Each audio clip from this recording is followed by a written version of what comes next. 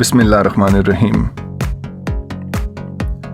हमारी ज़मीन के इंतहाई शुमाल में यानी नॉर्थ पोल पर आर्कटिक रीजन वाक़ है जो 66.5 डिग्री नॉर्थ ऑफ इक्वेटर के अंदर मौजूद है, जिसे आर्कटिक सर्कल कहा जाता है। इसी आर्कटिक सर्कल में दुनिया का 5वां बड़ा समंदर यानी आर्कटिक ओशन मौजूद है।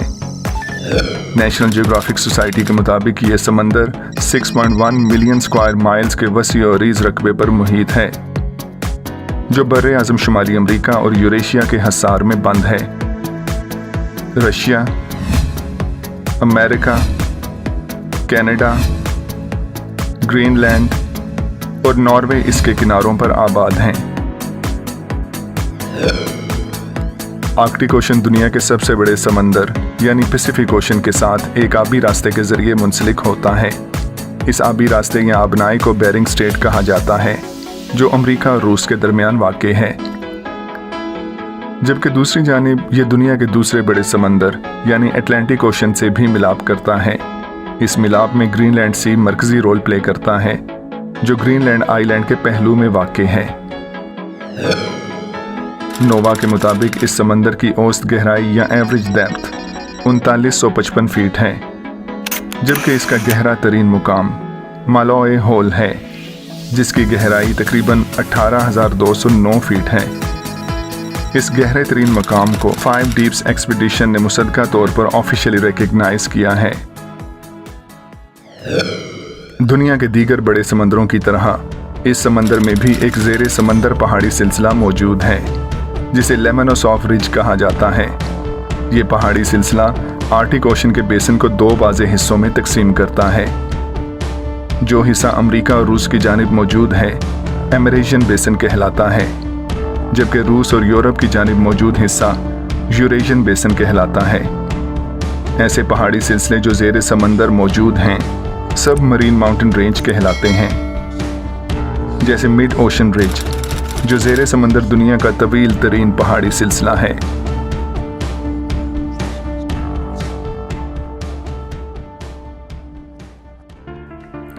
मौसम सरमा में ये इलाका दुनिया के सर्द और तारीक तरीन रीजन्स में तब्दील हो जाता है, जहां हफ्तों सूरज देखने को नहीं मिलता। बर्फ की एक वसी और रीज़ चादर आर्कटिक ओशन को ढांप लेती है, जो न सिर्फ आर्कटिक रीजन को यकबस्ता हालात से दोचार करती है, बल्कि इसके ठंडे असरात ग्लोबल क्लाइमेट पर भी गहरे असरात मुरतब करते हैं। इस जमे हुए समंदर में आबी रास्ते बनाने के लिए जो बहरी जहाज इस्तेमाल होते हैं उन्हें आइस ब्रेकर कहा जाता है। ये इंतहाई ताकतवर जहाज अपने रास्ते में आने वाली बर्फ की तह को तहस नहस कर देते हैं। और मौसम गर्मा में खुसूसन जून के महीने में जब सूरज तुलू होता है तो ये हफ्तों नज़रों से ओझल नहीं होता, यानी यहाँ गुरूब आफ्ताब नहीं होता। यही वजह है कि इस रीजन में आधी रात को भी सूरज दिखाई देता है, जिसे मिडनाइट सन कहा जाता है। मौसम गर्मा में हवा कदरे गर्म हो जाती है, जो फ्रीक्वेंट साइक्लोन्स का सबब बनती है। अलबत्ता सर्दियों में मौसम कदरे स्टेबल रहता है। अगर बादलों की बात की जाए तो यहाँ सारा साल ही बादलों की भरपूर प्रेजेंस रहती है। चश्मे तसव्वुर जब भी आर्कटिक ओशन का नज़ारा लेती है तो 2 चीज़ें बहुत गालिब दिखाई देती हैं। नंबर 1, पानी पर मौजूद बर्फ की एक चादर, और दूसरा पानी में तैरते हुए बड़े बड़े आइसबर्ग्स।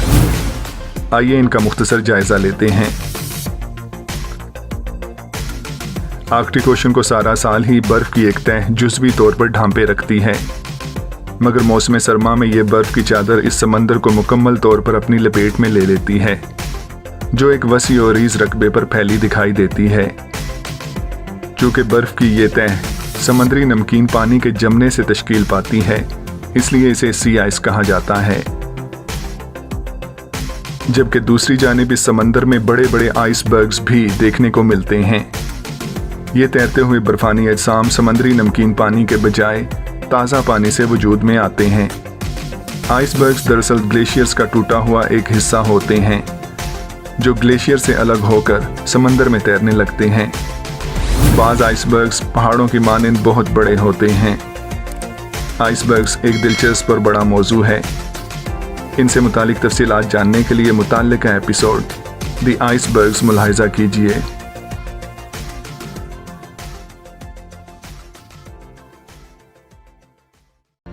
ग्लोबल वार्मिंग और पोल्यूशन ऐसे अवामिल हैं जो आर्कटिक रीजन को शिद्दत से मुतासिर कर रहे हैं। यही वजह है कि इस खित्ते ने दुनिया भर के साइंसदानों की अनप्रेसिडेंटेड इंटरनेशनल अटेंशन हासिल कर ली है।